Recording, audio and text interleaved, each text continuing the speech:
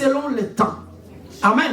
Amen. Or, le Dieu de la Bible n'est pas régi par notre temps. Yes. J'avais parlé de Kairos et j'avais parlé de Chronos. Il y a le temps Chronos et le temps Kairos. Le Chronos, c'est le temps mesuré, c'est le temps des hommes. C'est un temps qui s'écroule. C'est un temps, bien aimé dans le Seigneur, qui est mesuré, n'est-ce pas? Le Chronos, c'est le temps des hommes.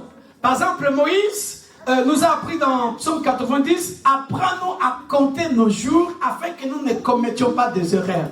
Ou alors afin que nous soyons sages. Ça, c'est le temps qu'on peut mesurer. Ça, c'est le Chronos. Mais à ce qui concerne les Kairos n'est pas régi par le temps. Pourquoi? Parce que c'est un temps qui est au-delà. C'est un temps de l'éternité. Ça n'a ni commencement ni fin. Amen. Mais les Kairos, c'est le temps opportun. C'est-à-dire, c'est le temps qui apparaît lorsque Dieu le décide. Alors, revenons dans ce verset bien-aimé dans le Seigneur, que nous venons de lire. 1 Samuel 12, au chapitre 17, verset 12. Or, David était fils de cet Éphratien de Bethléem de Juda, nommé Isaïe, qui avait 8 fils. Écoutez ceci. En fait, lorsque tu lis la Bible, chaque mot, chaque phrase, chaque nom que tu entends, fais attention. Dis à quelqu'un, fais attention, parce qu'il peut avoir une révélation. La Bible commence par expliquer. Or, David était le fils de cet Éphratien, qui était originaire d'où? Bethléem. De Bethléem, de quoi? De Juda. Alors nous savons, n'est-ce pas, le Bethléem dans la Bible. Qu'est-ce que le Bethléem signifie?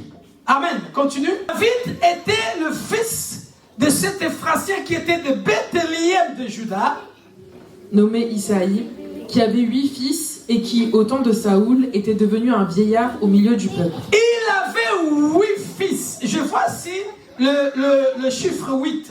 Or, nous savons, bien aimés frères et sœurs, en fait, lorsque David se dirigeait au temps de Dieu, lorsque David se dirigeait à la vallée, David se dirigeait là-bas comme étant le 8e fils. Qui est, le chiffre 8, c'est le chiffre de l'alliance. Donc, il s'est dirigé là-bas, pas comme n'importe quelle personne, mais il s'est dirigé vers la vallée. Il était l'homme de l'alliance, avec son chiffre 8. Continue. Les 3 fils aînés d'Isaïe étaient partis pour la guerre en suivant Saoul. Voici le nom de ces 3 fils qui étaient partis en guerre. L'aîné